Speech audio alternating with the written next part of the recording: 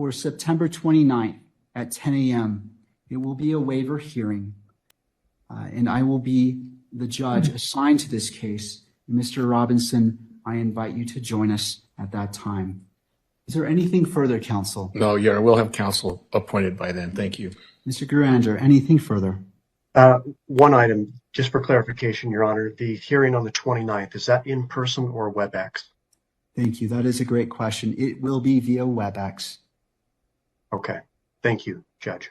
Okay, so hopefully that is broadcast so we can see it. So it's about 11 minutes, initial appearance, very quick. Usually the judge is just reading the information, which we just did, and making sure that there are some procedural items in place like counsel. And then what we heard him say about this waiver hearing, we're going to come back and we're probably going to see whether he gets officially indicted. Okay, so we've got now between now and September 29th.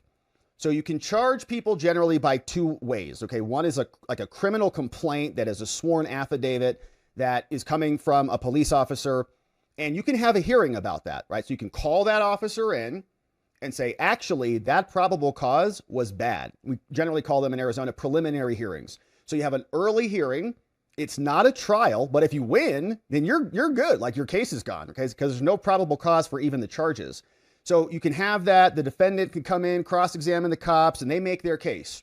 Or you just avoid all that, okay? Or you can have the defendant waive having the hearing, and you can just go right into a criminal, path. Like, so the defendant can waive that, which is what this waiver hearing is going to be. Or you can just dismiss the information that we just read and dismiss the actual criminal complaint and indict that person via a grand jury. Okay, so in other words, the cop and the court are not validating probable cause that can be challenged by the defendant. A grand jury does it, and the grand jury just decides, under closed doors and secret, whether probable cause exists. And then when that comes back into the courts, the defendant loses the opportunity to request a hearing on that. Now, there's different mechanisms by which you can challenge a grand jury proceeding, but it's a much tighter process.